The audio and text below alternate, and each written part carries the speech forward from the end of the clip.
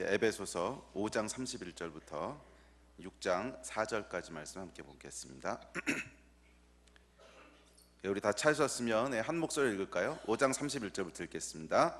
시작. 그러므로 사람이 부모를 떠나 그의 아내와 합하여 그 둘이 한 육체가 될지니 이 비밀이 크도다. 나는 그리스도와 교회에 대하여 말하노라. 그러나 너희도 각각 자기의 아내 사랑하기를 자신같이 하고 아내도 자기 남편을 존경하라. 자녀들아, 주 안에서 너희 부모에게 순종하라. 이것이 옳으니라. 내 아버지와 어머니를 공경하라. 이것은 약속이 있는 첫 계명이니 이로써 내가 잘되고 땅에서 장수하리라. 또 아비들아, 너희 자녀를 노엽게 하지 말고 오직 주의 교훈과 훈계로 양육하라. 아멘. 5월은 가정의 달입니다. 이 5월이라고 하는 한 달을 뚝 떼서 가정의 달이라고 한 거 보면 사람들이 가정 생활을 잘하는 게 쉽지 않은가 봅니다. 그지요? 뭐 잘 되고 있다면 특별히 가정의 달 이런 말 할 필요 없겠지요. 워낙 가정을 잘 이렇게 꾸려나가는 것이 쉽지 않다 보니까 5월달 한 달만이라도 어떻게 가정에 좀 집중해 보면 좋지 않을까 해서 가정의 달이라는 것을 만들고 그랬지요. 그래서 저희가 오늘은 뭐 다음 주까지 한 2번에 걸쳐서 이 가정에 대한 이야기들을 좀 살펴보려고 합니다. 가정에 대한 이야기를 믿는 사람이든 믿지 않는 사람이든 모두 행복한 가정을 꿈꿉니다. 제가 이 나이에 비해서는 주례를 굉장히 많이 했어요. 저희 교회가 청년들이 많다 보니까 뭐 주례를 이렇게 세다가 잊어버렸어요. 하도 많이 해가지고서 줄 잡아 30번 이상은 한 것 같은데, 하여간 이 주례를 하다 보면 모든 사람들이 결혼할 때 꿈꾸는 것은 행복한 가정이지요. 근데 뭐 새로 시작하는 가정뿐만 아니라 믿는 사람이든 믿지 않은 사람이든 나이 든 사람이든 젊은 사람이든 한결같이 기대하는 것은 가정이 행복하기를 기대합니다. 그런데 이 기대에 비해서 사람들이 실제로 행복한 가정을 만들기 위해서 쏟는 정성과 에너지는 아주 미약합니다. 그러면서 가지고 있는 신화가 있어요. 뭐냐면 저절로 행복한 가정이 될 거야, 이런, 그렇죠? 저절로 행복한 가정이 될 거야. 그래서 좋은 가정을 이루기 위해서 배우고 또 스스로 변화시키고 노력하고 이렇게 하기보다는 그냥 자기 스타일대로 편하게 살다 보면 좋은 가정이 될 거라고 꿈꾸거나, 아니면 배우자나 자식들이 저절로 이상적인 배우자, 저절로 이상적인 자녀가 되어줄 거라고, 그래서 저절로 좋은 가정이 될 거라고 생각을 한다는 거죠. 그런데 성경은 그렇게 얘기하고 있지 않습니다. 성경에 보면 좋은 가정은 저절로 이루어지는 게 아니라는 거예요. 그냥 내가 지금까지 살듯이 살아온 스타일대로 계속 살다 보면 뭐 운 좋으면 좋은 가정이 되고 안 되면 안 되고, 또는 그냥 살다 보면 언젠간 좋은 가정이 될 거야, 이런 막연한 기대를 가지고 별로 거기에 노력과 에너지를 쏟지 않는다는 거예요. 그런데 그에 반해서 성경은 좋은 가정을 이루기 위해서 해야 될 일들을 명령하고 있습니다. 부모들은 이렇게 해야 되고, 남편은 이렇게 해야 되고, 아내는 저렇게 해야 되고, 자녀들은 이렇게 해야 되고, 이걸 구체적으로 명하고 있다는 거예요. 그건 뭐냐면 이 명령을 순종하고 배우고 노력하고 애쓰고 그래야 좋은 가정이 만들어질 수 있는 것이지, 원래 하나님이 계획하신 가정이 이루어질 수 있는 것이지, 아무런 에너지도 쏟지 않고 아무런 노력도 하지 않고 나는 그냥 지금까지 살아왔듯이 똑같이 살면서 편하게 내가 살아왔던 스타일대로 살면서 뭐 자녀들이 좋은 자녀가 될까요? 여러분이 지금까지 살아왔던 거랑 똑같이 사시면 자녀들은 어떻게 되냐면 여러분 같은 사람이 됩니다.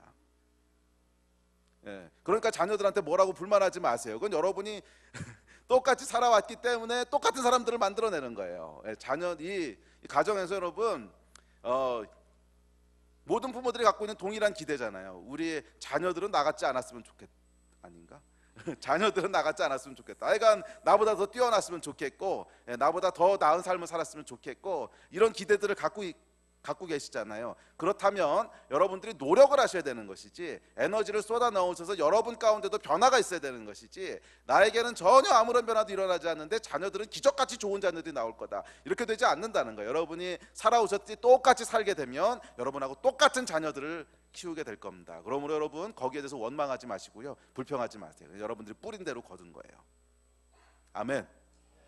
그래서 좋은 가정을 이루기 위해서는 어떻게 해야 됩니까? 성경에 나온 대로 배우고 익히고 변하고 애써야 된다는 거예요.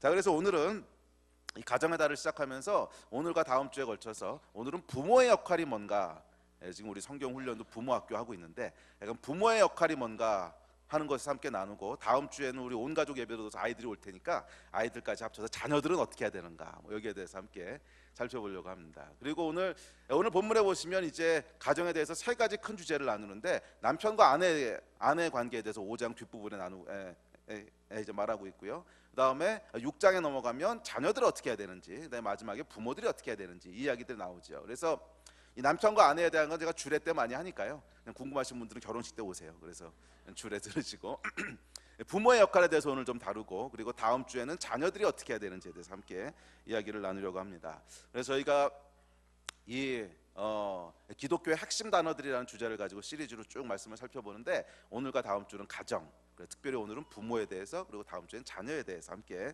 이야기를 나누려고 합니다. 그래서 우리들 가운데 이런 성경적인 가정이 이루어지고, 또 성경적인 가정이 이루어지도록 여러분들이 배우고 순종하시고 애쓰고 기도하셔야 돼요. 그냥 지금처럼 똑같이 사시면 죄송하지만 여러분하고 똑같은 자녀 이상을 만들어낼 수가 없어요. 그래서 우리가 정말 성경적으로 가정을 이루기 원하신다면 그 안에 기도하시고 배우시고 애쓰셔야 돼요. 그렇게 하신 여러분 되시기를 축복합니다. 자, 이 가정이라고 하는 것은 여러분 성경에 보면 사람이 타락하기 전에 하나님께서 창조하셨습니다. 아담과 하와를 창조하셨죠. 그래서 가정이라고 하는 것은 죄 짓고 난 다음에 사람들이 살게 된 패턴이 아니고 처음부터 하나님이 계획하신 가정에 대한 계획이 있다는 거예요.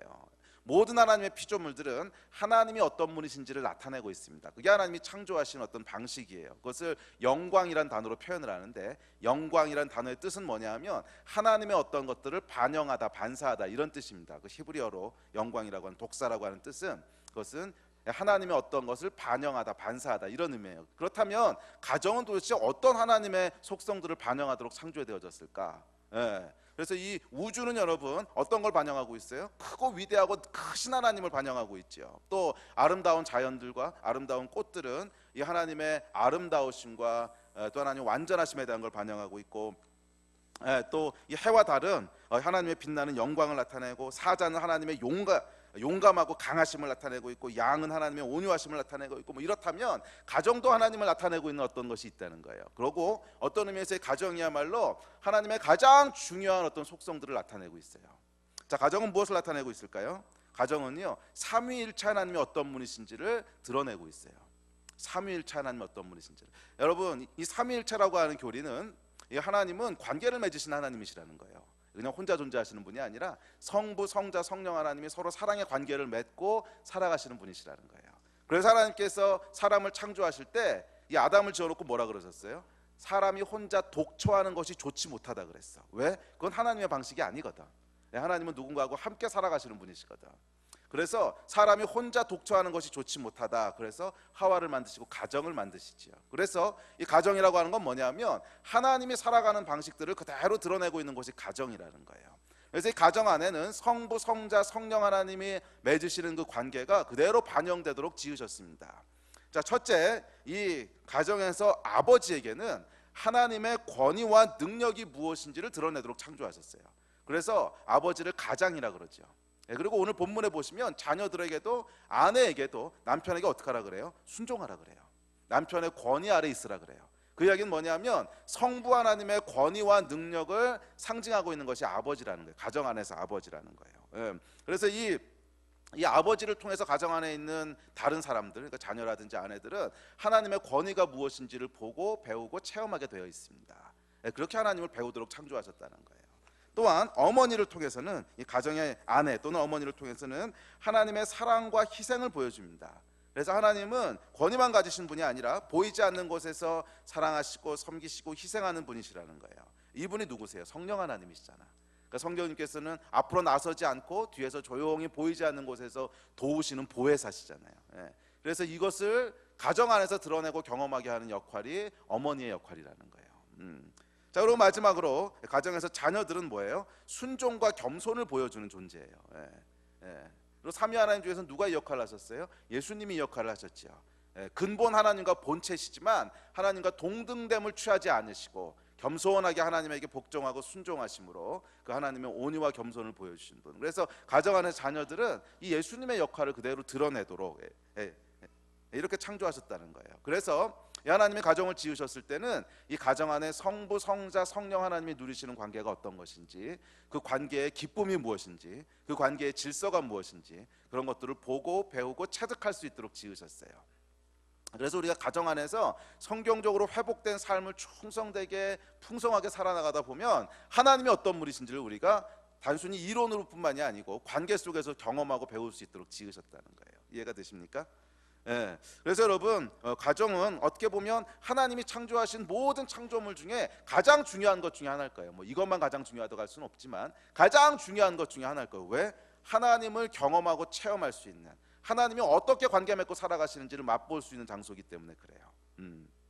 자, 이것이 가정의 목적입니다.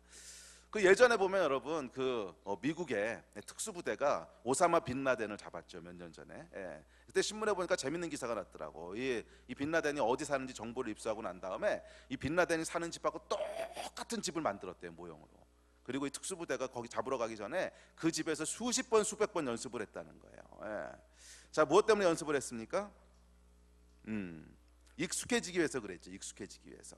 가정이 비슷하다는 거예요. 가정이라고 하는 것은 그 안에서 우리가 살아가는 것을 통해서 하나님이 어떤 분이신지를 배우고 익숙해지기 위한 장소로 만드셨다는 거예요. 그래서 가정 안에서 아버지의 권위 아래 사는 것을 배우고, 어머니의 사랑에 감사하는 것들을 배우고, 또 순종하는 것들을 배우고, 이런 삶들을 살아가는 것을 통해서 우리가 하나님 나라에서의 삶이라고 하는 것이 이런 거구나 하는 것을 익숙해지도록 하기 위해서 창조하셨다는 거예요. 자, 이것이 가정입니다. 그래서 우리 사람은 삼위일체 하나님이 누리시는 관계를 우리도 똑같이 누리도록 지음받았어요. 여러분의 가정이 이런 가정으로 회복되기를 주의 이름으로 축복합니다. 자, 그런데 불행하게도 인간의 타락으로 말미암아 이런 가정, 이 하나님의 모습을 온전히 담아내고 또 하나님과 함께 사는 것이 무엇인지를 경험하게 되는 이 가정이요, 망가져 버렸어요. 그래서 아버지는 이 건전한 성경적인 권위가 아니라 이기적인 막가파 권위를 가지고 이 자녀들을 막 핍박하고, 또 어머니는 사랑과 희생이 아니라 자기 인생의 권리를 찾아 가족들을 유기하고 떠나지. 또 자녀들은 순종이 아니라 반항을 본능으로 알고 살아가고, 그래서 남편은 아내를 때리고, 자녀는 부모를 떠나고, 아내는 가족을 속이고, 이것이 여러분 하나님을 떠난 가정의 현실이지요. 그래서 이건 천국의 삶이라기보단 지옥에 가까워요.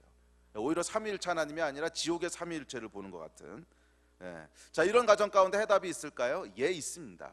그것은 구원이에요. 구원. 원래 하나님이 창조하셨던 모습대로 돌아가는 거예요. 원래 하나님이 가정을 어떻게 창조하셨는지를 배우고 그 모습으로 돌아가는 거예요. 그래서 여러분, 우리가 기억해야 될 것이 있습니다. 오늘날 한국 사회, 한국뿐만 아니고 미국도 마찬가지인데 서구 사회도 굉장히 심각한 가정의 위기를 겪고 있죠. 부부의 위기를 겪고 있고, 또 자녀 부모 간의 위기를 겪고 있고, 이전 세대하고는 비교할 수 없는 위기를 겪고 있는데, 이 위기의 본질을 여러분 잘 이해하셔야 됩니다. 이 위기의 본질은 사회 현상도 아니고요, 여성 문제도 아니고 청소년 문제도 아니에요. 이 위기의 본질은 하나님을 떠난 문제예요. 원래 하나님이 창조하신 원리대로 살아가기를 거부했기 때문에 생긴 문제지, 뭐 사회 현상이나 아니면 여성의 인권이 신장되거나 아니면 뭐 청소년들의 이런 문제가 아니라는 거예요. 이런 문제가 아니라 하나님을 떠난 문제라는 거예요. 그래서 가정의 근본적인 회복은 하나님께로 돌아가는 이 영적인 데 있습니다. 원래 하나님이 창조하시고 가르치신 대로 어떻게 살아갈 것인가, 아버지는 어떻게 아버지의 역할을 할 것인가, 어머니는 어떻게 어머니의 역할을 할 것인가, 자녀들은 어떻게 자녀답게 살 것인가 하는 이 영적인 회복이 일어날 때만 우리 안에 가정 문제의 회복이 일어날 줄로 믿습니다. 그러면 여러분, 혹시 여러분 가정 가운데 이 가정에서 어려움을 겪고 계신 분들이 있다면 그것을 남편의 문제로 돌리지 마십시오. 그것은 남편의 문제가 아니고 영적인 문제예요. 아멘. 또 뭐 자녀들 가운데 문제가 있다면 이것을 세대 차이나 요즘 현상의 청소년 문제로 돌리지 마십시오. 청소년 문제가 아니고 영적인 문제예요. 영적인 회복이 일어나야만 이 문제가 해결될 수 있어요. 자, 그렇다면 올바른 가정, 올바른 아버지, 올바른 어머니, 올바른 자녀들의 모습은 뭘까? 자, 여기에 대해서 오늘 본문을 가지고 하나씩 살펴보려고 합니다. 뭐 자녀에 대한 건 우리 다음 주에 살펴보고요, 부모에 대한 걸 좀 살펴봅시다. 아버지와 어머니. 자, 첫째, 이 아버지에 대해서 먼저 살펴보겠습니다. 이 아버지는 앞서 말씀드렸듯이 하나님의 권위와 능력을 상징하는 존재로 가정 가운데 두셨어요. 그래서 아버지는 하나님의 권위의 authority figure, 그러니까 이게 뭐냐면 모델이라는 거예요. 모델. 그래서 사람들이 아버지를 보고 권위라고 하는 게 이런 거구나 하는 것을 배우게 된다는 거예요. 그래서 여러분들도 어디서 권위라는 걸 배웠어요? 내 위에 있는 사람 말을 들어야 되고 그 사람을 공경해야 되고. 어디서 배웠어요? 당연히 아버지를 통해서 배우죠. 뭐 아버지 말고는 권위를 배울 수 있는 데가 없어요. 그래서 사람은 아버지를 통해서 권위가 무엇인지를 배우도록 그렇게 지음받았어요. 권위에 어떻게 순종해야 되는지, 그리고 그 권위에 순종했을 때 어떤 축복이 있는지, 이것을 배울 수 있는 곳이 아버지라는 거예요. 아버지. 그래서 이 자랄 때요, 아이들이 건강한 아버지의 권위 밑에서 자라지 못하면 반드시 권위에 대한 문제를 갖게 돼요. 반드시. 그러니까 나중에 사회에 가서 권위에 대해서 굉장히 거북하게 생각하는, 또는 교회 안에서도 권위에 대해서, 심지어는 하나님의 권위에 대해서 굉장히 힘들게 생각해요. 그래서 뭔가 조금이라도 자기에게 권위 있는 사람이 뭐를 해라, 뭐를 하는 게 어떻겠니 하는 얘기가 내려오면 먼저 여기서부터 반감이 올라요. 우욱하고 반감이. 네가 뭔데 나한테. 근데 여러분, 이게 건강한 모습이 아닙니다. 사람은 권위 밑에서 살도록 돼 있어요. 첫째는 하나님의 권위 밑에 살도록 돼 있고, 영적인 권위자들이 있고, 가정 안에도 권위가 있고, 직장에도 권위가 있고, 질서 밑에 살도록 지음 받았는데, 그래서 이 권위라고 하는 건 밑에서 살아가는 것이 축복이고 좋은 것이라고 하는 걸 사람들이 배웠어야 되는데, 그런 사람은 여러분 나중에 사회생활을 하게 되더라도 권위 밑에 잘 순복하고요, 그 권위의 질서 아래 살아가는 것을 행복하게 살 수 있어요. 그런데 이 아버지로부터 제대로 된 권위를 배우지 못하게 되면 권위에 대한 상처들이 생겨요. 이게 아주 심각해요. 아주 심각해요. 그래서 사회에서도 굉장히 힘들고, 사회에 나가서도 직장 상사 밑에서 버티지를 못해. 그러니까 이 사람은 그냥 독고다이야. 그러니까 자기 사업을 하든지, 아니면 뭐 그냥 혼자서 뭘 하든지 이래야지, 누구하고 함께 일하는데 참 큰 어려움을 가져. 아마 여러분 직장 생활 하시는 분들은 그런 경험들 많이 하셨죠. 그러니까 자기 부하 직원에게서도, 또는 내 안에서도, 또는 우리 직장 상사를 봐도 이 권위에 잘 적응 못하는 사람들 있잖아요. 이게 뭐냐면 어렸을 때 좋은 권위의 경험들을 못 해본 거예요. 이것이 그래서 아버지의 역할은 아이들에게 권위가 무엇인지를 보여주고 가르쳐주고 경험하게 해주는 거예요. 이해가 되십니까? 네. 그런데 아이들이 이런 권위를 배우지 못하고 자라거나 망가진 권위를 경험하고 자라면, 뭐 예를 들면 아버지가 와서 맨날 술 마시고 깽판 부리고 엄마 때리고 그러면서 뭐 이런 권위, 그러면 여러분 이 아이들이 어떤 생각을 갖게 되겠어요? 권위는 나쁜 거다, 이런 걸 이제 체득하는 거잖아. 권위 있는 아버지가 맨날 들어와서 하는 일이 뭐 엄마 때리고 자기한테 깽판 부리고 이러면 권위는 나쁜 거야. 이걸 배우는 거예요, 그냥.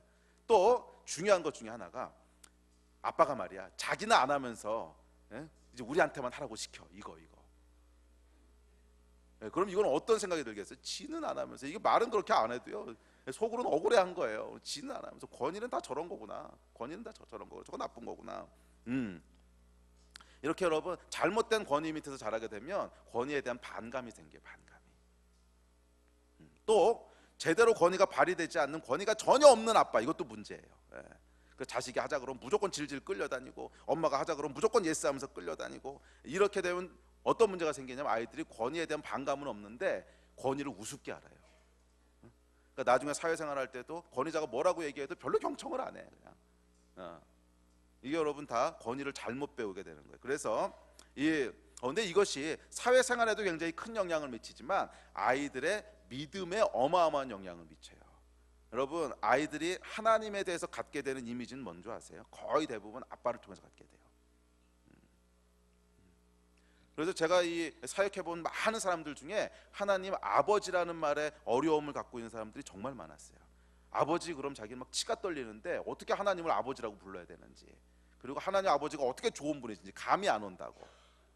근데 사실은 저는 참 감사한 게, 저희 아버님이 정말 신실한 장로님이셨고, 저는 아버지에 대한 기억이 너무너무 좋아요. 그래서 제가 참 제일 좋아하는 분 중에 한 분이 제 아버지고, 그러다 보니까 하나님 아버지란 말을 이해하는 데 있어서 전혀 어려움이 없었어요. 너무 좋으신 분이시고, 그 밑에 들어가는 것이 너무나 행복한 거고, 그래서 저는 그냥 사람들이 다 그럴 거라고 생각을 했어요. 죄송합니다, 제가 좋은 경험을 해서. 근데 뭐 어쩌라고, 제가 그렇게 태어났는데. 근데 제가 목회를 하면서 보니까 이게 굉장히 드문 경우라고 하는 걸 알게 됐어요. 굉장히 특별히 한국에서는 100명에 1명도 안 된다는 걸 알게 됐어. 거의 대부분의 사람들이 아버지에 대해서 별로 이렇게 긍정적인 기억들을 안 가지고 있어요. 그래서 하나님 아버지란 말을 이해하는데 참 어려움을 겪고, 차라리 하나님 어머니라 그랬으면 편하겠다, 그러면 좀 이해가 되겠는데, 그럼 하나님 좋으신 분이 감이 올 텐데, 하나님 아버지라 그러면 감이 안 온다는 거야. 맨날 와서 술 먹고 때린 아버지밖에 기억이 없는데 이걸 어떻게 아느냐. 이거 여러분 오늘날 아버지가 어떻게 살아가느냐에 따라서 자녀들의 믿음이 결정되는 거 아세요? 하나님과의 관계를 어떻게 맺을 건가. 그래서 여러분 올바른 권위들을 발휘하는 아버지의 역할이 너무너무 중요해요. 우리 다음 세대가 어떤 믿음의 세대가 될 건가 하는 것은 사실은 아버지에게 달렸어요. 아버지에게. 믿으십니까? 아버지들이 아멘을 해야죠. 어머니들 해봐요. 뭐예요? 아버지들 믿으십니까? 좀 크게 해보세요. 아멘. 아버지들이 회복돼야 돼요, 영적으로. 아멘. 그래서 술 끊으세요. 그러니까 이 가운데 아직 술 드시는 분, 술 끊으세요. 왜냐하면 그게 결국 아이들을 망가뜨리는 거예요. 뭐 여러분은 모르겠는데 아이들을 망가뜨린다고. 아이들을. 뭐 술 먹고 들어와서 여러분 그 정상적인 반응이 나올 수 있다고 생각하십니까? 저도 옛날에 술 많이 했어요. 대학 다닐 때. 술 먹고 들어와서는 정상적인 반응이 나올 수 없어요. 취하지 않더라도 뭐 아이들을 때리진 않는다고 할지라도 뭐 기분 좋으니까 아이들한테 막 이렇게 해주잖아. 그런데 기분 안 좋을 땐 또 그렇게 안 해주잖아. 그럼 이게 아이들한테 잘못된 권위를 보여줘. 권위에 이제 그 다음으로 할 텐데, 권위의 가장 중요한 것은 일관성이 있어야 되는 거거든. 일관성이 없으면 아이들은 권위를 못 배우거든. 근데 술을 마시게 되면 일관성을 지킬 수가 없어. 이거를 기분 좋다고 막 기마에 나가서 5만 원 막 주고 막 이러잖아. 그럼 애들을 망가뜨리는 거라고 이게. 예. 그래서 아버지들은 술 끊으셔야 돼. 이거 안 끊으면 아이들이 망가져요. 아이들이. 아멘. 난 술 마셔도 별로 뒤끝이 없어서 아이들 안 때려. 안 때리는 게 장땡이 아니야. 아이들한테 일관된 권위를 보여줘야 되는데 술 마시고 어떻게 일관된 권위를 보여줘. 이거 끊으셔야 돼요. 뒤에 가서 조금 더 합시다. 자, 그래서 오늘 부모들에게 뭐라고 얘기 하나 들으십시오. 6장 4절에 보면 이렇게, 이게 너무 중요해요. 여러분, 또 아비들아 너희 자녀를 노엽게 하지 말고. 여러분, 놀라운 얘기 아니에요? 부모들이 자녀들을 노엽게 한다는 거야. 그래서 성경적인 권위가 뭔지, 성경적인 아버지의 역할이 뭔지를 알려면 첫째, 언제 자녀들이 노여워하는지만 잘 들여다보면요, 거기 원리가 다 있어요. 언제 자녀들이 노여워하는지 잘 보세요. 근데 두 번째, 오직 주의 교훈과 훈계로 양육하라 그랬어요. 이 두 가지가 아비에게 준 명령이었어요.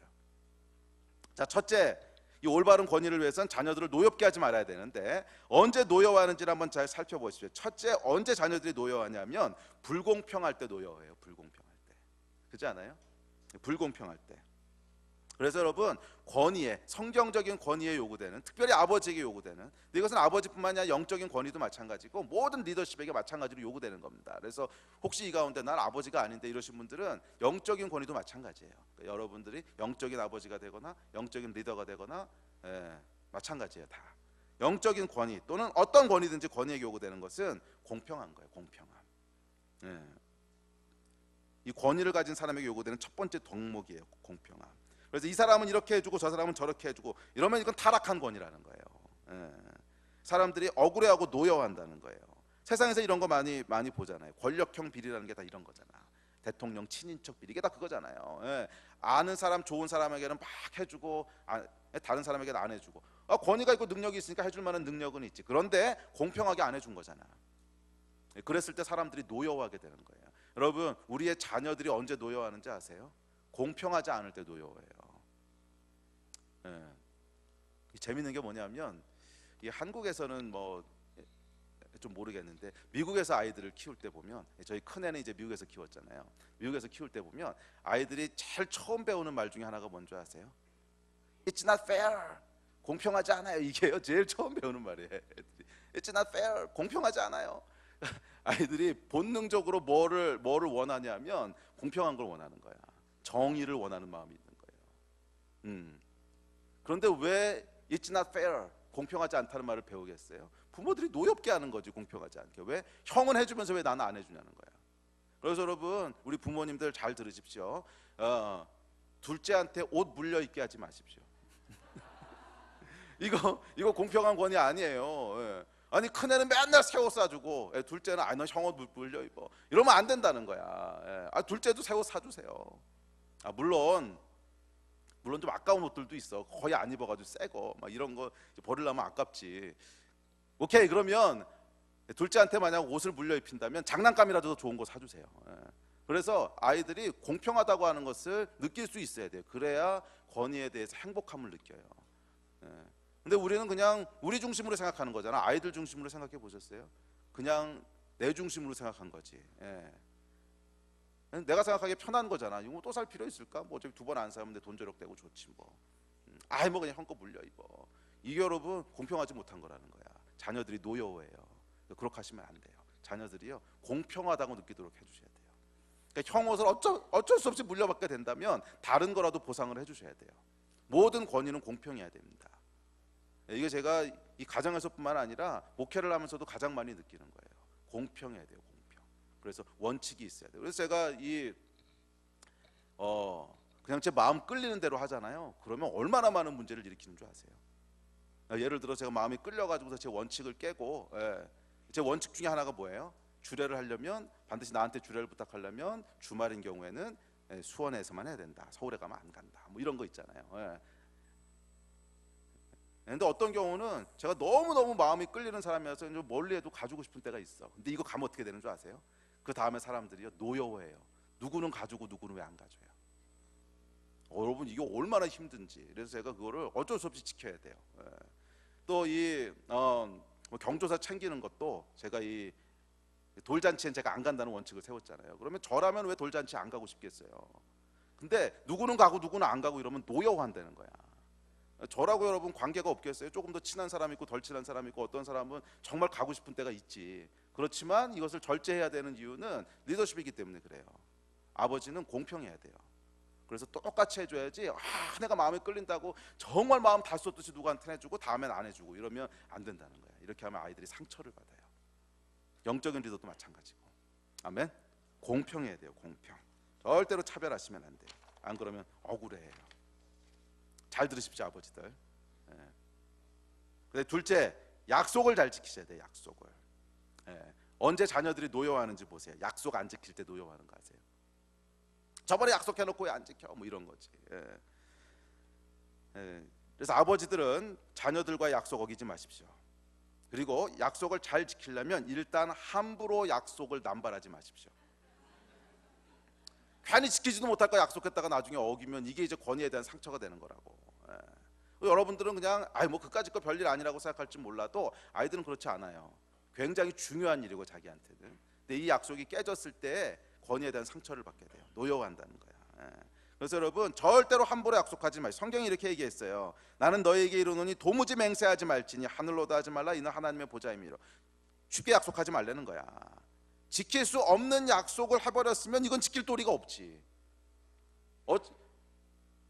처음부터 지킬 수 없는 약속을 했으니까 어떻게 지키겠어요? 그래서 약속을 할 때 절대로 함부로 약속하지 마시고, 아이들에게 약속하실 때요, 혹시 지키지 못할 것 같으면, 지킬 수도 있고 못 지킬 수도 있고, 그러면 약속을 그렇게 하셔야 돼요. 이것은 내가 최선을 다해 보겠지만 안 될 수도 있다. 그 얘기를 미리 해주셔야 돼요.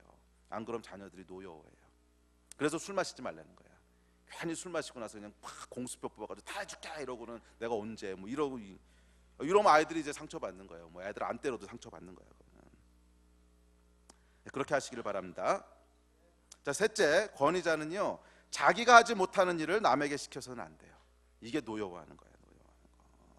아이들이 부모에 대해서 가지는 가장 큰 불만 중 하나가 이겁니다. 엄마 아빠는 안 하면서 왜 나한테 나라 그래? 엄마 아빠는 안 하면서 왜 나한테 나라 그래? 이게 제일 큰 불만이죠. 그래서 참된 권위, 성경적인 권위는 자기가 먼저 솔선수범해야 돼요. 그래야 권위가 세워질 수 있고 올바른 권위가 발휘될 수 있어요. 여러분, 아빠가 방 정리 안 하면서 아이들에게 방 정리 시키지 마십시오. 그건 여러분이 안 하기 때문에 아이들도 그냥 안 하는 게 공평한 거예요. 엄마가 청소 안 하면서 아이들 청소시키지 마시고요. 중요한 거, 부모가 스마트폰 보면서 아이들한테 너 스마트폰 보지 마. 그럼 아이들이 무슨 생각하겠어요?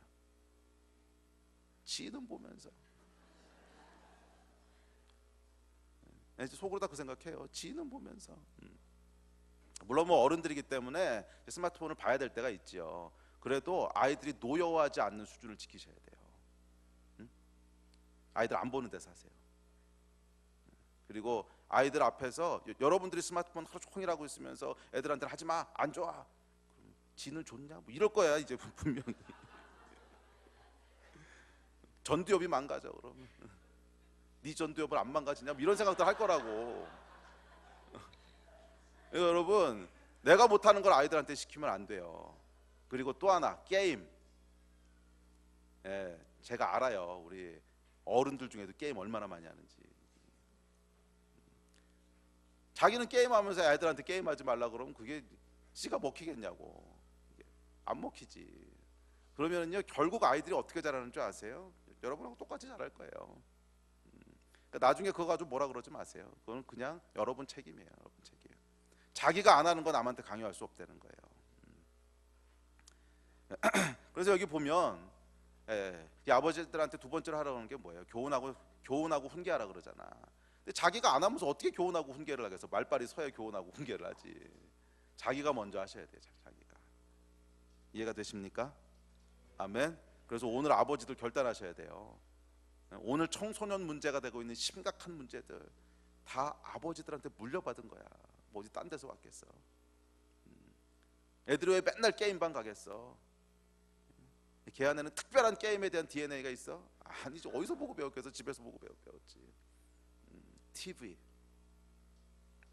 맨날 자기 나와서 이렇게 TV 보고 무한도전 보고 개콘 보고 맨날 이러고 있으면서 애들한테는 그거 하지 마라 이러면 그게 씻어 먹히겠냐고. 이거 안 먹혀요, 안 먹혀. 애들 다 그대로 보고 배워요. 그런데 여러분, 요즘 문화들이 말이에요, 아이들한테는 정말 부적합해요. 이게 옛날하고 달라요. 그러니까 옛날에 우리가 자랄 때만 해도 뭐 대중문화라고 하는 게 그렇게 악하지는 않았어요. 그러니까 그 안에도 어느 정도 지킬 선들이 있었다고. 그래서 뭐 가요 같은 것도 들어보면 뭐 아름다운 서정적인 가요도 있고 또 사랑에 대해서 아름다운 면들을 노래하고 뭐 이런 것들이 있었는데, 요즘 나오는 문화들은 아이들한테는 굉장히 치명적이에요. 조금만 들어봐도 이건 정말 말이 안 되는 얘기들을 하고 있고, 말이 안 되는 것들을 지금 계속 미화해서 대중문화를 만들어내고 있기 때문에 아마 그거 보시는 분들은 다 뜨끔뜨끔할 걸. 이거 우리 애들이 보면 큰일 나겠다. 아니 꼭 무슨 이런 이상한 그런 것들 말고 그냥 정상적으로 TV 공중파에서 나오는 것들도, 정상적으로 라디오에서 나오는 대중가요들도 듣고 있다 보면 뜨끔뜨끔한 것들 많잖아. 오유, 이거 아이들 들었다가 안 되겠다. 근데 여러분들이 그걸 듣고 있으면 아이들이 어떻게 그걸 안 듣냐고. 이건 우리가 먼저 회개해야 될 문제예요. 우리가. 아멘. 아버지들 어머니들, 이게 아멘이 다 어디 죽었나. 아멘. 이거 안 하면은요 다음 세대들이 다 망가지는 거예요, 자녀들이. 그러면 그게 그대로 여러분에게 돌아가는 거예요.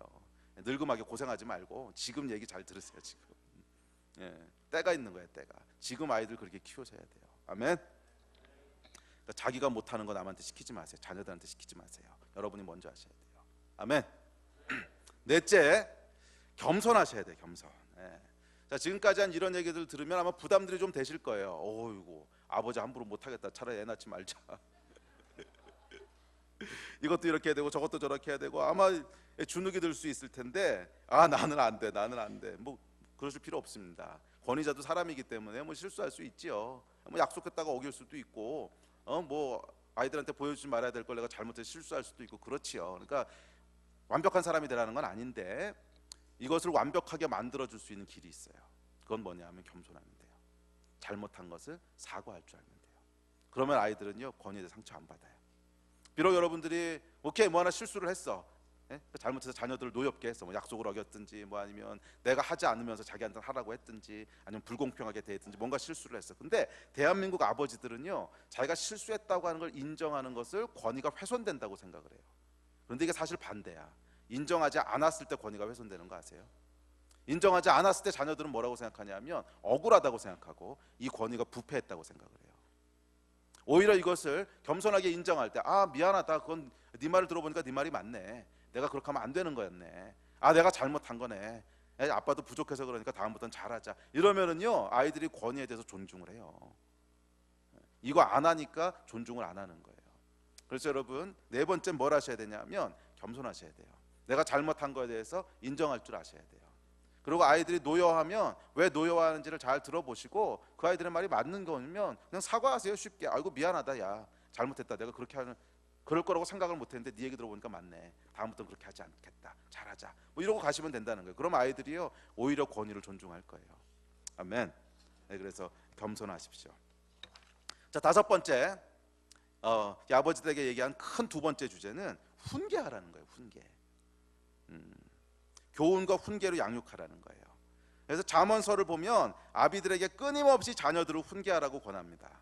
잘한 것은 격려해주고 잘못한 것은 바로잡아주고 이렇게 해야 돼요.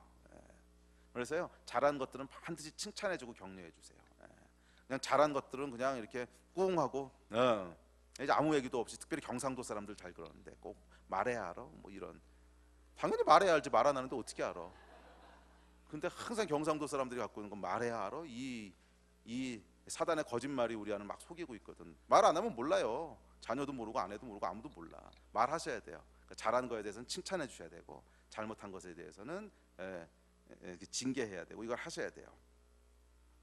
그랬을 때 아이들이 순종했을 때 상이 있구나 하는 걸 배울 수 있는 거예요. 불순종했을 때는 징계가 있구나, 이걸 배울 수 있는 거예요. 이 권위를 가르쳐 주셔야 됩니다. 아멘. 자, 이 아버지들의 역할을 쭉 이렇게 고찰을 해보면 한국 사람들이 말이에요, 특별히 한국 크리스천들이 하나님의 사랑 여기에는 잘 반응하면서 하나님의 권위에는 반응하지 못하는 것이 이 가정하고 연관되어 있는 걸 볼 수 있어요. 네. 지난 반세기 동안 한국은 어머니들의 희생과 사랑으로 가족이 유지돼 왔거든요. 이 아버지들은 뭐 산업 몇 군이었는지는 모르겠지만 가정에서는 영 아무 역할도 한 게 없어요. 거의 대부분 없었어요. 뭐 어쩔 수 없는 상황이기도 했어요. 이 나라를 세우고 이 가난 극복하고 하느라고 너무 힘들었기 때문에 뭐 어쩔 수 없는 일이기도 했어요. 이게 아버지만의 그 잘못은 아닙니다. 그럼에도 불구하고 오늘날 한국의 많은 사람들이 하나님의 사랑에는 굉장히 쉽게 반응하면서 하나님을 경외하는 거라든지 이 하나님의 권위라든지 뭐 이런 거에 대해서는 별로 그렇게 반응을 잘 못해요. 그래서 실제로 여기서 여러분 찬양하는 것도 보세요. 대부분이 젊은 사람들 찬양하는 게 다 하나님 사랑에 대한 노래야. 아, 하나님 사랑 그러면 은혜롭다는 거야. 하나님 권위 그러면 그게 왜 은혜로운지 몰라. 근데 이게 여러분 굉장한 은혜거든요. 하나님의 권위 아래 있지 않으면 우리는 다 이 난장판 됐을 겁니다. 그러니까 정말 지옥에서 살아야 됐을 거예요. 이 하나님의 권위가 있기 때문에 우리가 이 풍요로움과 행복함을 누릴 수 있는 건데 이걸 한 번도 경험해 본 적이 없어, 아버지로부터. 그러니까 하나님의 권위에 대한 어떤 크고 위대하심에 대한 이런 걸 찬양할 때는 별로 은혜를 못 받아. 대부분이 어디 은혜 받냐면 사랑. 아마 그거 보고 있으면 제가 막 열불이 터져요. 사랑. 그래가지고 여기만 반응하고 그 이외의 거에는 전혀 반응을 못해. 그러다 보니까 교회가 어떻게 돼요? 타락하는 거지. 방종하게 되고 모든 사람은 자기를 행복하게 만들어야 되는 것처럼 착각하고 심지어 하나님도 자기를 행복하게 해줘야 된다고 착각하고 그러니까 교회가 타락하게 되는 거예요. 여러분 사실은 오늘날 한국 교회가 맞이하고 있는 위기의 큰 책임은 아버지들에게 있어요.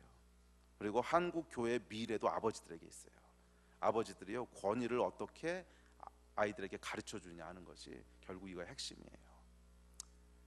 대한민국 아버지들 깨어나시기를 도전합니다. 아멘. 아멘들 안 하시는 분은 주무십시오 그러면. 아멘.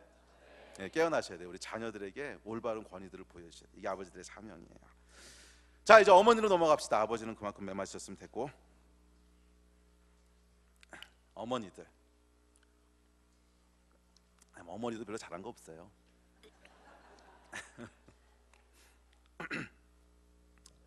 자, 사실 이 아버지의 역할과 어머니의 역할은 딱 구분되어지는 것은 아닙니다. 그래서 부모라고 한꺼번에 얘기했죠. 그래서 아버지만 권위를 보여주는 것이 아니고 당연히 어머니도 권위를 보여줘야 돼요. 그래서 부모의 역할은 많은 경우 중첩돼 있습니다. 근데 조금 디테일한 부분이 다르다는 거죠. 그래서 많은 부분은 그냥 아버지 어머니를 구분 없이 한꺼번에 이해하셔도 괜찮습니다. 뭐 예를 들면 뭐 공평해야 되는 거, 아니 아버지만 공평하고 엄마는 안 공평해도 되나? 당연히 어머니도 공평해야지요. 자녀를 노엽게 하지 말라고 하는 건 부모에게 주신 말씀이지요. 그래서 함께 이해하셔야 됩니다. 자, 그럼에도 불구하고 여성이기 때문에 이제 어머니가 갖게 되는 조금 더 독특한 역할들이 있죠. 그런데 이 어머니의 역할도 당연히 아버지도 함께 하셔야 될 역할입니다. 자, 이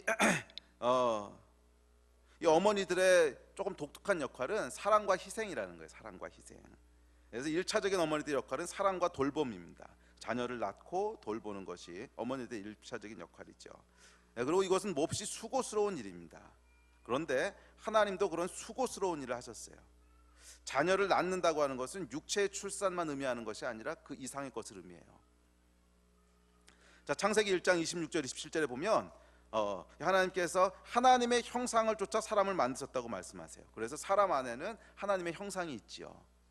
그런데도 불구하고 사람 안에서 하나님의 형상을 보는 것이 그렇게 쉽지는 않습니다. 어떤 경우는 와, 저 사람을 보니까 하나님이 참 이제 살아계셔 이런 걸 보여주는 사람들이 있어요. 뭐 예를 들면 테레사 수녀라든지 손양원 목사님이라든지 이런 분을 보면 아, 하나님의 형상이 있구나 이걸 보지만 또 어떤 경우에는 연쇄 살인마나 알코올 중독자 이런 사람들을 보면 저게 무슨 하나님의 형상이야 뭐 이렇게 생각되기도 하지요. 하나님의 형상이 분명히 사람 안에 있는데 왜 잘 안 나타날까요? 갈라디아서에 보면 이렇게 얘기합니다. 갈라디아서를 제가 읽어드릴게요. 4장 19절에 보면 나의 자녀들아 너희 속에 그리스도의 형상을 이루기까지 다시 너희를 위하여 해산하는 수고를 하노니. 이게 바울이 한 말이거든. 자, 바울이 뭐라 그랬어요? 너희 안에 하나님의 형상이 있어. 그런데 이것이 나타나게 될 때까지 바울이 해산의 수고를 한다는 거예요. 그 이야기는 이게 저절로 나타나는 게 아니라는 거야.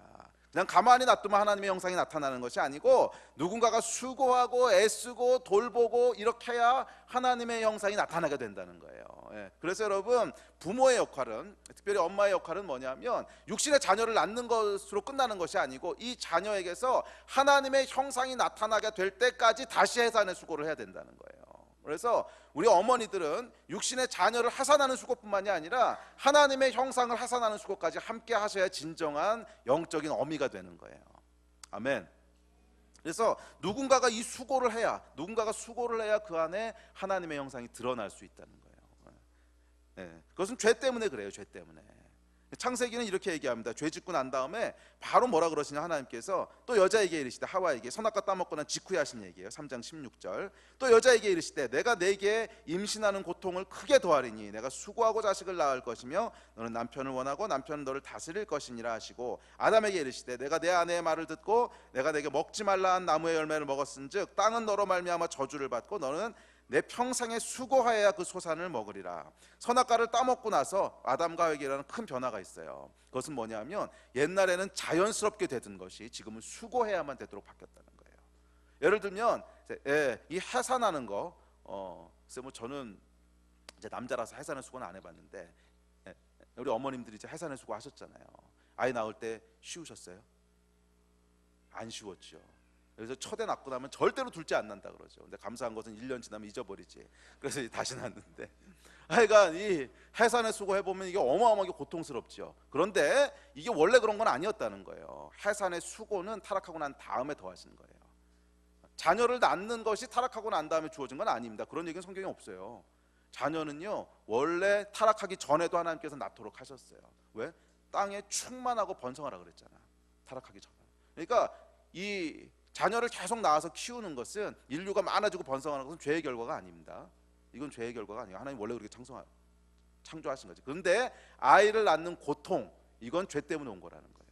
또 수고하여야 땅의 소산을 먹게 되는 고통, 이거는 죄 때문에 나중에 주어진 거라는 거예요. 자, 오늘날 우리 안에 분명히 하나님의 형상이 있는데 이 형상이 원래는 자연스럽게 드러나도록 지으셨다는 거예요. 그래서 사람은 자연스럽게 하나님의 형상이 나타나도록 지음 받았는데, 죄 짓고 난 다음엔 자연스럽지 않고 누군가가 수고가 있어야 드러난다는 거예요. 누군가의 수고. 이것이 어머니의 역할이에요.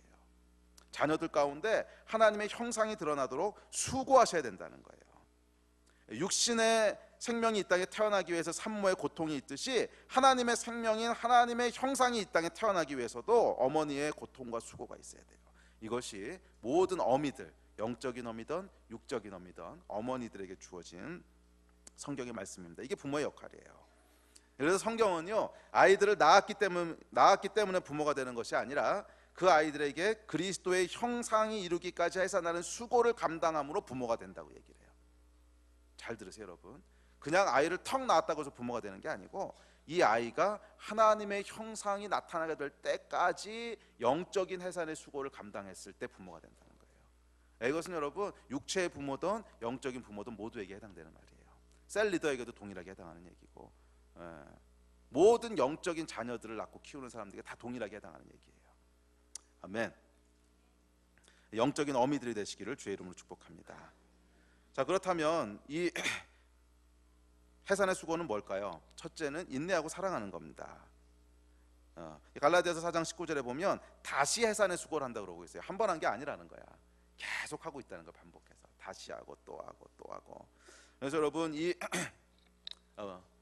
어머니로서 특별히 자녀들 가운데 영적인 이런 하나님의 형상이 나타나게 하기 위해서는 아비의 훈계와 더불어 어미의 용납과 어비의 인내가 있어야 돼요. 계속 훈계만 있으면 아이들이 이렇게 되는 게 아니라는 거예요. 훈계와 함께 뭐가 있어야 돼요? 용납하고 인내해 주는 게 같이 있어야 돼요. 이것이 어머니의 역할이에요. 그래서 따끔하게 혼냈다면 이 혼낸 것을 가지고 다시 품어주고 용서해주고 하는 것이 있어야 돼요. 그래서 아이들 훈계할 때 여러분, 매번 잘못하는 거 가지고 하나하나 다 훈계하면 그건 효과적이지 않습니다. 용납이 반드시 같이 가야 돼요. 용서해주고, 대신 말은 해줘야지. 이렇게 하면 안 된다. 용서해주고, 다음에 이렇게 하지 마라. 계속 용서해주다가 어느 정도 됐을 때 따끔하게 징계를 하고, 또 용서해주고 따끔하게 징계하고, 이렇게 하셔야죠. 그렇게 하지 않으면 잔소리가 돼버려요.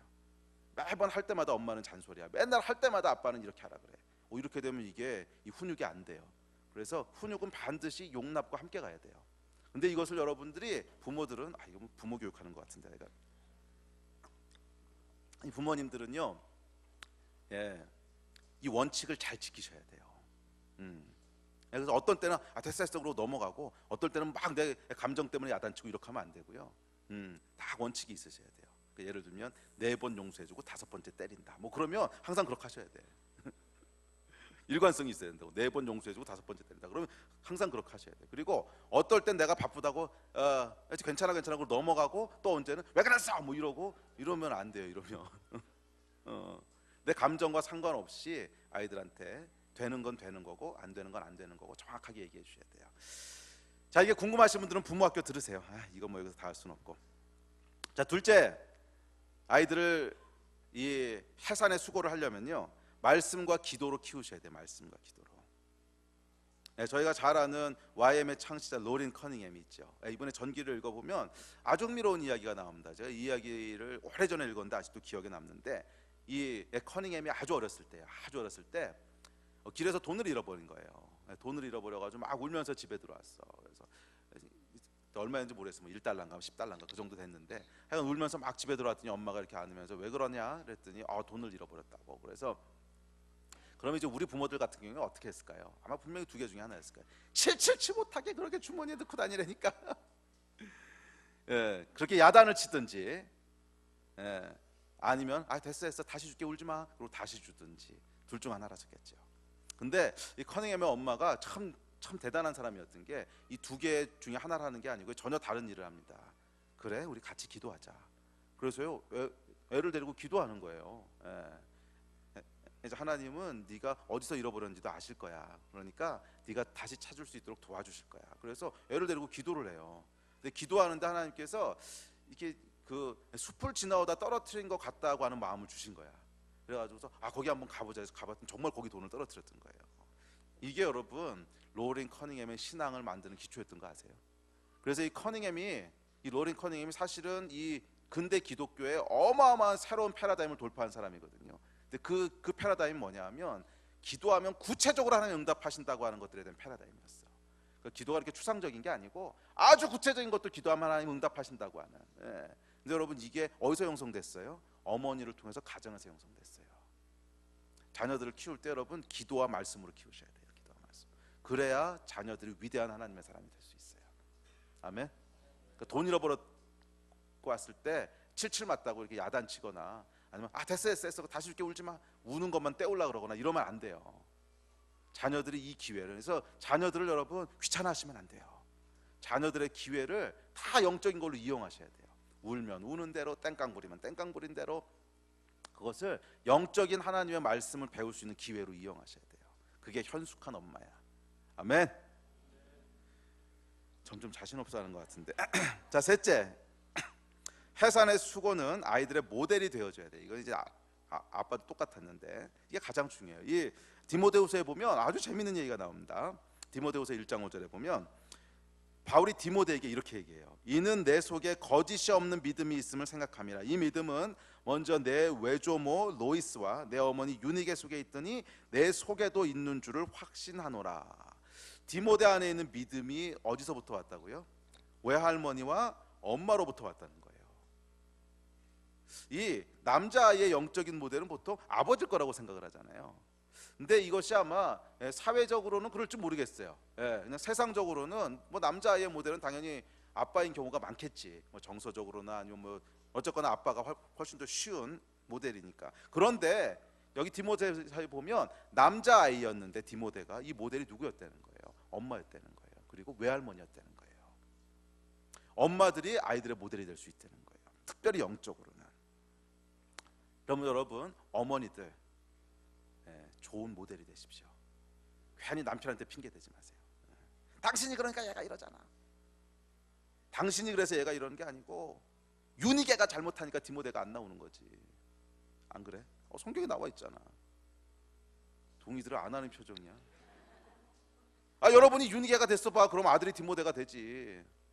그게 안 되니까 지금 뭐예요? 이게 디모데가 안 나온 거지. 당신이 아빠가 그러고 있으니까 제가 저러는 거 아니야. 아니, 아빠가 아니고 엄마가 문제라는 거야. 여기서는 아빠가 아멘 하시면 안 돼요. 엄마가 아멘 하셔야지. 또 안 믿는 남편 핑계 대지 마세요. 우리는 남편이 안 믿어가지고 애들이 안 돼요. 디모데도 여러분 아버지 이야기 한 번도 안 나왔어요. 아마 아버지가 이방인이 아니었을까 추측을 하고요. 아마 아버지는 안 믿는 사람이었을 가능성이 많지 않을까 생각을 해요. 그런데 디모데가 나왔거든. 누굴 통해서? 유니게를 통해서. 엄마의 영향력이 절대적일 수 있다는 거예요. 안 믿는 남편들에게 여러분 핑계 돌리지 마세요. 우린 남편이 안 믿어가지고 애들이 안 돼요. 남편이 안 믿어서 애들이 안 되는 게 아니고 유니게가 제대로 안 썼으니까 디모데가 안 나오는 거라고. 남편들 조용히 하세요. 아멘. 그렇지. 엄마들이 아멘을 해야지. 이건 아빠들이 아멘할 게 아니야. 아빠들은 또 여기서 아멘하면 아내들한테 다 미룰 거 아니야. 여러분 아주 재밌는 현상이 하나 있는데 이제 어저께 제가 창세기 공부할 때 이거 물어봤는데, 자, 엄마하고 아빠가 종교가 다르다고 합시다. 그러니까 예를 들면 아빠가 불교고 엄마가 기독교, 약간 종교가 다르다고 합시다. 그러면 그 자녀들은요 어느 쪽을 따라갈 가능성이 높을까요? 어떻게 이렇게 잘하세요? 엄마하고 아빠 이제 종교가 다른데 자녀들이 아빠의 종교 따라가는 거 혹시 보신 적 있으세요? 저는 거의 못 봤어요. 간혹 있을래나 모르겠는데, 엄마가 진짜 개판이면 이제 모르겠는데, 엄마가 어느 정도 정상적인 사람이면 그러면은 거의 100% 엄마 종교 따라가죠. 아빠 종교 따라가는 경우는 거의 못 봤어요. 이 아이들이 말이에요, 믿음의 유업들을 물려받을 때, 믿음의 유업들을 부모로부터 물려받을 때 어떻게 물려받나 잘 한번 관찰해 보세요. 믿음의 유업들을 물려받을 때 아버지로부터 믿음의 유업을 물려받는 사람들이 있어요. 근데 이건 어떤 경우냐면 엄마도 똑같이 믿음이 성숙한 사람이야. 그래서 아버지의 가장의 권위를 존중해주고 함께 서포트해주고 이랬을 때는 자녀들이 아빠의 믿음을 물려받아요. 그런데 엄마하고 아빠의 믿음이 다르잖아요. 그러면 100% 엄마의 믿음을 물려받아요. 이해가 되세요? 그 얘기는 뭐냐면 남편과 아내가 다 같이 신앙이 좋은 경우에는 그럴 땐 문제가 없어요. 그럼 아이들은 엄마를 물려받던 아빠를 물려받던 하여간 믿음을 유업으로 물려받게 된다는 거예요. 그리고 아빠의 너무나 좋은 믿음도 엄마의 도움을 통해서 함께 물려받는다는 거예요. 그런데 만약 남편이 안 믿는다, 그럼 물론 남편이 믿는 게 가장 좋겠지. 근데 남편이 안 믿어도 자녀들은 믿음으로 키울 수 있다는 거야. 엄마들만 바로 서 있으면. 그게 성경의 메시지잖아. 설령 남편이 안 믿는다고 할지라도 엄마들만 믿음 안에 제대로 서 있어도 아이들을 디모데로 키울 수 있다는 거잖아. 오늘날 한국에 보면 아내들만 믿음 생활하시는 분들이 참 많죠. 남편들은 교회 안 나오시고 이런 분들 참 많은데 그거 핑계 대지 말자는 거예요. 물론 남편이 같이 믿으면 가장 좋지. 근데 설령 그게 안 된다고 할지라도 자녀들 키울 수 있다는 거예요. 엄마들만 믿음 안에 서 있으면. 디모데가 그랬잖아. 엄마가 믿음의 모델이 돼주시면 돼요. 그런데 엄마는 안 믿고 아빠만 믿는 경우, 이거는 참 어렵더라고. 이거는. 근데 엄마만 믿는 경우는요 오히려 훨씬 쉬워요. 엄마가 믿음의 모델이 돼주시면 돼요. 그런 여러분 되시기를 주의 이름으로 축복합니다. 그래서 하여간 우리가 건강한 믿음의 모델이 돼야 돼요. 산모가 건강하지 않으면 아이도 건강할 수가 없듯이 우리가 건강해야 건강한 자녀들을 낳을 수 있어요. 약간 기억하십시오 여러분. 이 아이들을 키울 때 가장 중요한 것은 아이들에게 모델이 돼주는 거예요. 믿음의 모델이 돼주는 거야. 그런 여러분들이 되시기를 주의 이름으로 축복합니다. 아마 이 얘기하면 오늘 설교를 들으시면서 조금 불편하신 분들이 있을 거예요. 나는 그런 부모 밑에서 안 컸는데.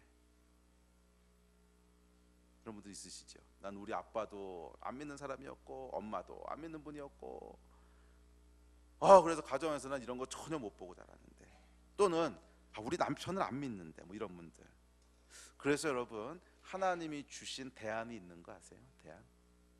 그 대안이 사실은 교회예요. 교회는 두 번째 가정이거든. 모든 가정이 다 회복돼 있다면 그러면 교회 역할은 훨씬 더 가볍고 쉬워질 거예요. 그런데 모든 가정이 회복되어 있지 않을 때, 뭐 현실이 지금 그렇잖아요. 그럴 땐 하나님께서 교회를 통해서 가정 안에서 해야 될 일들을 가르치신다는 거예요. 권위를 어디서 배웁니까? 가정에서 못 배웠어. 그러면 교회에서 배울 수 있다는 거예요. 아멘. 영적인 아비들을 통해서 가정에서 원래 배우도록 디자인 됐지만 안 된 거 어떡하겠어. 그랬을 땐 교회 안에서 배울 수 있도록 하나님이 영적인 아비들을 두셨다는 거예요.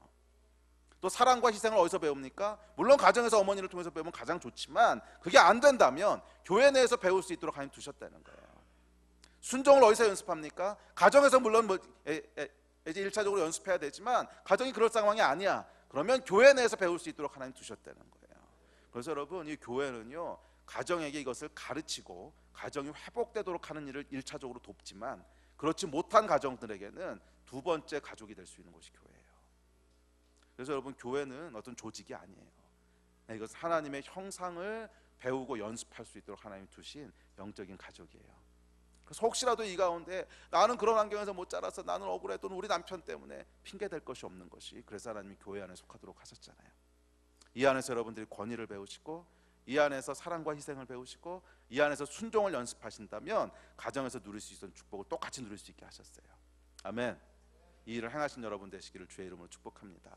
그리고 또한 우리가 동시에 우리의 자녀들을 키울 때 나의 자녀만을 그렇게 키울 것이 아니라 확대된 가족으로서 교회가 함께 이런 아이들을 키워나가야 돼요.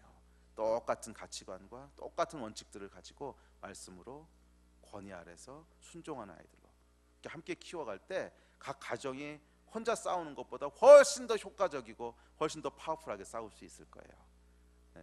이제 그게 우리가 다니엘 아카데미 하는 이유잖아. 이 일에 함께 우리의 마음을 쏟았으면 좋겠습니다. 여러분, 어떤 자녀들을 보기 원하십니까? 나는 아직 자녀가 없는데요. 아니, 영적인 자녀들 있잖아요. 우리 교회 내에서 함께 키우고 있는 다음 세대들, 어떤 자녀들을 보고 싶으십니까? 이제는 많이 배웠네. 지난주에는 그래, 이렇게 나오면 바로 시작해. 어떤 자녀들을 키우기 원하십니까? 그냥 내 앞가림이나 하고 남에게 피해나 안 주는 사람으로 키우신 것에 만족하겠습니까? 아니면 다른 사람들보다 조금 더 똑똑하다는 소리 듣고 조금 더 좋은 대학 나왔다는 소리 듣고 뭐 이 정도 수준에 만족하십니까? 아니면 정말 하나님의 걸작으로, 정말 하나님 나라의 걸작으로 키우기를 원하십니까? 저는 욕심이 많습니다. 근데 하나님도 욕심이 많으세요. 하나님께서 당신의 자녀들 어떻게 키우시나 보세요. 성경에서 절대로 시시하게 키우지 않으셨어요. 절대로 그냥 남에게 피해나 안 주는 사람으로 키우지 않으셨어요.